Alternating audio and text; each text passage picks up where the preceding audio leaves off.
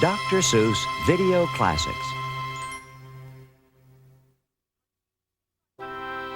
Hunches in Bunches.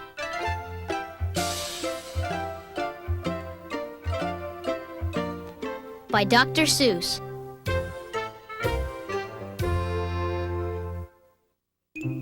Do you ever sit and fidget when you don't know what to do? Everybody gets the fidgets. Even me, and even you. And today was quite an awful day for me and my poor pup. My trouble was, I had a mind, but I couldn't make it up. It's awfully, awfully awful when you can't make up your mind. Do you want to kick a football? Or sit there on your behind? Do you want to go out skating, fly a kite, or climb a tree? Do you want to eat a pizza, take a bath, or watch TV? Oh, you get so many hunches that you don't know ever quite if the right hunch is a wrong hunch. Then the wrong hunch might be right. There I was inside the house, so fuddled up I could shout, when I got a hunch, a happy hunch, that I shouldn't be in, but out. But before I could follow that happy hunch, a voice snapped, "Don't you dare!" And a real tough hunch informed me, "You're not going anywhere. There is homework to be done, bub. Sit your pants down on that chair." And so I did. I sat me down. But as soon as I got set, a better hunch came, and he yanked off the homework hunch's hat. The better hunch said, "We'll head downtown. We'll pick up your good friend James, and together we'll trot to some real cool spot, and we'll play a few video games." So of course that's what I started to do. But a sour hunch came to spoil it. "Your bicycle's rusting up. He yapped. Get yourself out back and oil it." By now my mind was so mixed up, I really didn't know if I wanted to go to the barber shop or to Boise, Idaho. Then a very odd hunch upset me when he asked me loud and clear, "Do you think it might be helpful if you went to the bathroom, dear?" Before I could even answer him, a new voice interrupted. "That mind of yours I heard him say, is frightfully geflupted.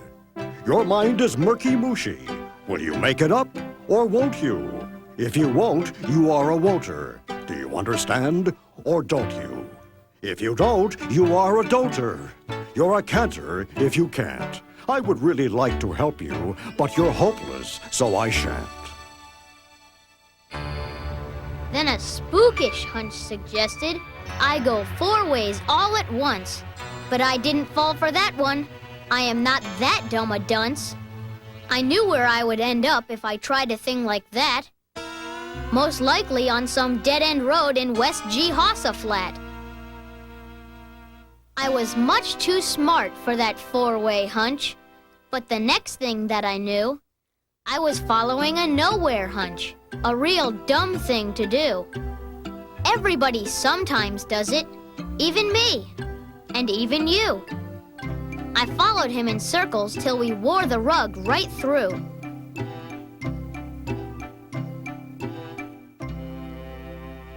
And then I heard an up hunch laugh.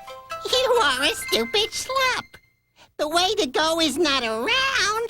The way to go is up." That seemed to make a lot of sense. I even took my chair. I just knew I'd make my mind up if it had some high, fresh air. But the up hunch I had followed was a phony and a fake. Way up top, I met a down hunch, and he sighed, "For goodness sake, you should never trust an up hunch. You have made a big mistake." Then things got really out of hand. Wild hunches in big bunches were scrapping all around me, throwing crunchy, hunchy punches. And some super hunch was yelling, Make your mind up. Get it done. Only you can make your mind up. You're the one and only one. one of me could never do it. And quite suddenly, I knew. To get a job like that done would take more of me, like 2. And maybe even more of me, like 3 of me, or 4 of me. It took an awful lot of me. It took a lot of yelling.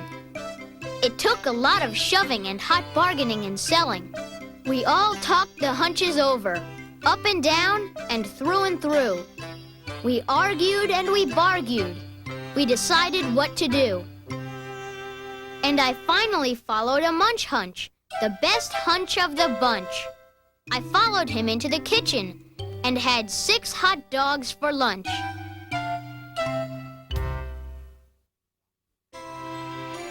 Dr. Seuss's Sleep Book, narrated by Madeline Kahn.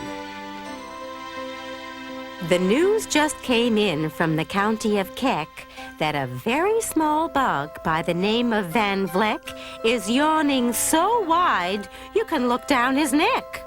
This may not seem very important, I know, but it is. So I'm bothering telling you so. A yawn is quite catching, you see, like a cough.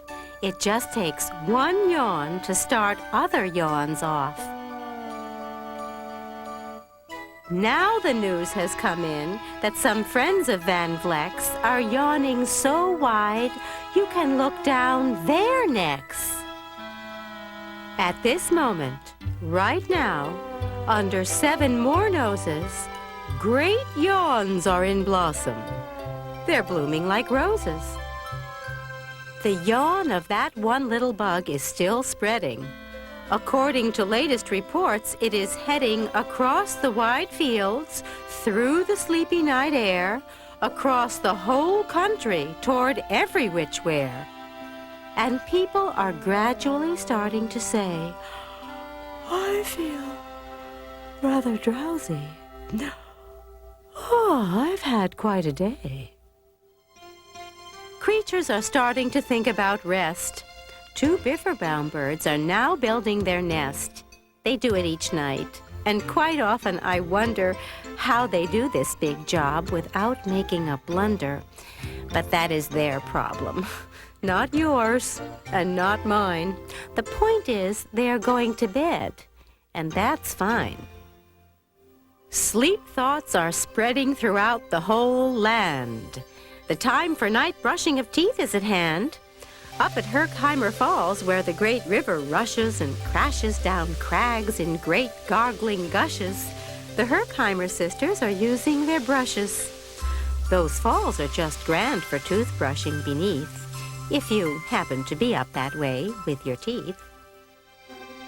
The news just came in from the castle of Krupp that the lights are all out and the drawbridge is up. And the old drawbridge drawer just said with a yawn, Oh, my drawbridge is drawn, and it's going to stay drawn till the milkman delivers the milk about dawn. I'm going to bed now, so nobody better come round with a special delivery letter. The number of sleepers is steadily growing. Bed is where more and more people are going. In Culpeper Springs, in the Stiltwalkers' Hall, the Stiltwalker stilts are all stacked on the wall. The Stiltwalker walkers have called it a day. They're all tuckered out, and they're snoozing away. This is very big news. It's important to know, and that's why I'm bothering telling you so. Way out in the west, in the town of Merced, the Hinklehorn Honking Club just went to bed. Every horn has been quietly hung on a hook for the night in its own private Hinklehorn nook. All this long, happy day they've been honking about, and the Hinklehorn honkers have honked themselves out. But they'll wake up quite fresh in the morning, and then they'll start right in Hinklehorn honking again. Everywhere, creatures are falling asleep. The collapsible frink just collapsed in a heap. And by adding the frink to the others before, I am able to give you the Who's Asleep score. Right now, 40,404 creatures are happily, deeply in slumber. I think you'll agree that's a whopping fine number. Counting up sleepers? Just how do we do it? Really quite simple. There's nothing much to it. We find out how many. We learn the amount by an audio-teleo-tallio count. On a mountain halfway between Reno and Rome, we have a machine in a plexiglass dome which listens and looks into everyone's home. And whenever it sees a new sleeper go flop, it jiggles and lets a new biggle ball drop. Our chap counts these balls as they plop in a cup, and that's how we know who is down and who's up. Do you talk in your sleep? It's a wonderful sport, and I have some news of this sport to report. The world champion sleep talkers, Joe and Mo Redzoff, have just gone to sleep, and they're talking their heads off. For 55 years now, each chattering brother has babbled and gabbled all night to the other. They've talked about laws, and they've talked about gauze, they've talked about paws, and they've talked about flaws. They've talked quite a lot about old Santa Claus. And the reason I'm telling you this is because you should take up this sport. It's just fine for the jaws. Do you walk in your sleep? I just had a report of some interesting news of this popular sport. Near Finnegan Fen, there's a sleepwalking group, which not only walks, but it walks a la hoop. Every night they go miles. Why, they walk to such lengths, they have to keep eating to keep up their strength. So every so often, one puts down his hoop, stops hooping, and does some quick snooping for soup. That's why they're known as the Hoop Soup Snoop Group. Sleepwalking, too, are the curious Crandalls, who sleepwalk on hills with assorted-sized candles. The Crandalls walk nightly in slumbering peace, in spite of slight burns from the hot dripping grease. The Crandalls wear candles because they walk far, and if they wake up, want to see where they are. Now the news has arrived from the Valley of Vale that a Chippendale mupp has just bitten his tail, which he does every night before shutting his eyes. Such nipping sounds silly, but really it's wise. He has no alarm clock, so this is the way he makes sure that he'll wake at the right time of day. His tail is so long, he won't feel any pain till the nip makes the trip and gets up to his brain. In exactly 8 hours, the Chippendale mupp will at last feel the bite and yell, "Ouch!" and wake up. A Mr. and Mrs. J. Carmichael Crocs have just gone to bed near the town of Fort Knox, and they, by the way, have the finest of clocks. I'm not at all sure that I quite understand just how the thing works with that one extra hand, but I do know this clock does one very slick trick. It doesn't tick-tock. How it goes is tock-tick. So, with ticks in its talker and tocks in its ticker, it saves lots of time. And the sleepers sleep quicker. What a fine night for sleeping. From all that I hear, it's the best night for sleeping in many a year. They're even asleep in the Zweiback Motel. And people don't usually sleep there too well. The beds are like rocks. And as everyone knows, the sheets are too short. They won't cover your toes.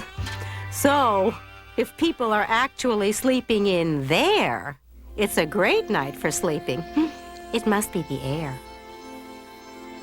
It's a great night for snores. I just had a report of some boys who are tops in this musical sport. The snortiest snorers in all our fair land are Snorter McPhail and his Snore-a-Snort band. This band can snore Dixie, an old Swanee River so loud it would make 40 elephants shiver. The loudest of all of the boys is McPhail. He snores with his head in a 3-gallon pail. So they snore in a cave 20 miles out of town. If they snored closer in, they would snore the town down. Do you know who's asleep out in Funa Laguna? 2 very nice Funa Laguna baboona. We've added them into our Who's Asleep count, which has grown to a really amazing amount. Exactly 8,808 creatures are sleeping now. Isn't that great? A Jed is in bed, and the bed of a Jed is the softest of beds in the world, it is said.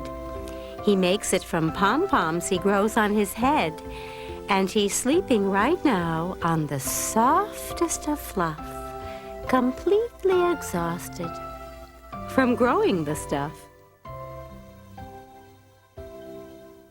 The news has come in from the district of Doft that 2 oft are asleep, and they are sleeping aloft. And how are they able to sleep off the ground? I'll tell you. I weighed one last week, and I found that an oft is so light, he weighs -1 pound.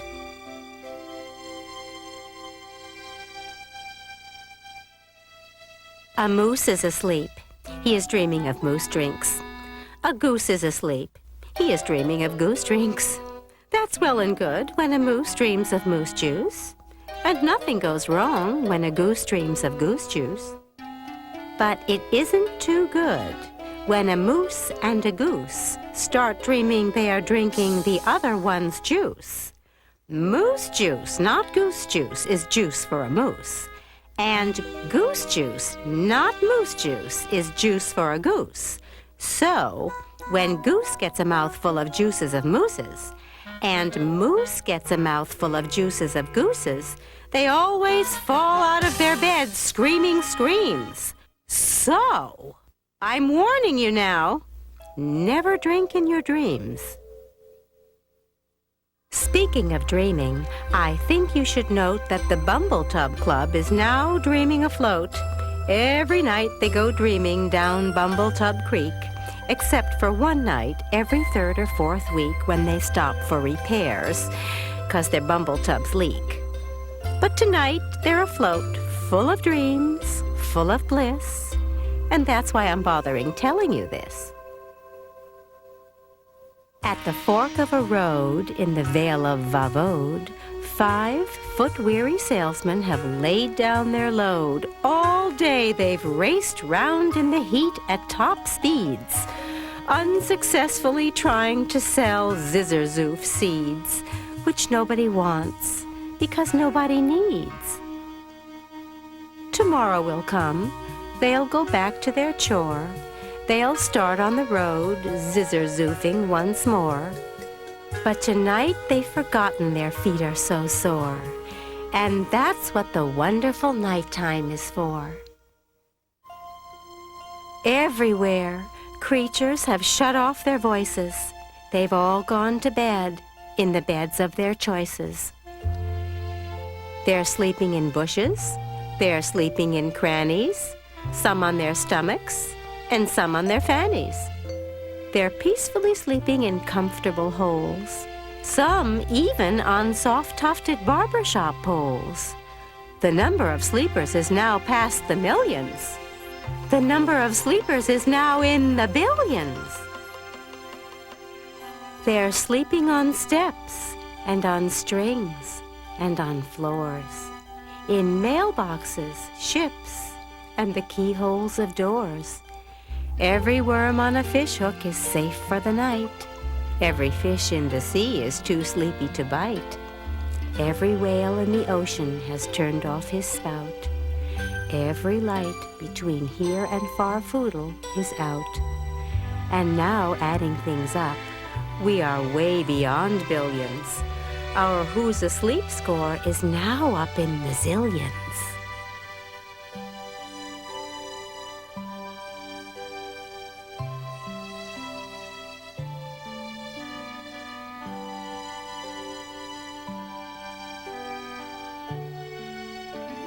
$99,9,000,000,002 creatures are sleeping. So, how about you? When you put out your light, then the number will be 99,000,000,009,000,003. Good night.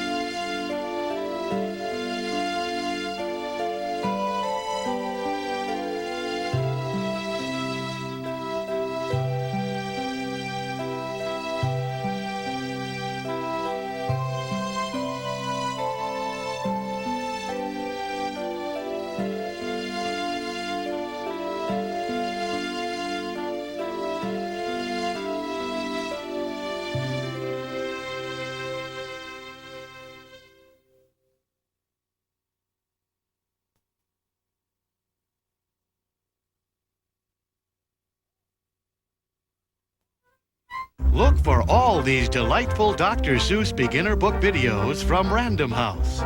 First, it's The Cat in the Hat Comes Back. Do you know where I found him? You know where he was? He was eating a cake in a tub. Yes, he was. The hot water was on and the cold water too. And I said to the cat, what a bad thing to do. But I like to eat cake in a tub. Left the cat, You should try it sometime. left the cat as he sat. The Cat in the Hat Comes Back. But that's not all. You'll meet lots more friends in There's a Wocket in My Pocket and Fox in Socks. Visit an out-of-the-ordinary world in One Fish, Two Fish, Red Fish, Blue Fish. Say, look at his fingers. 1, 2, 3. How many fingers do I see? 1, 2, 3, 4, 5, 6, 7, 8, 9, 10. He has 11. 11? This is something new. I wish I had 11 too. Funny things are everywhere in One Fish, Two Fish, Red Fish, Blue Fish. And there are more surprises in Oh, the Thinks You Can Think and The Foot Book. Next, it's Dr. Seuss's ABC. Big D, little d. What begins with D? David Donald Do. Dreamed a dozen donuts and a duck dog too. There's lots of fun from A to Z in Dr. Seuss's ABC.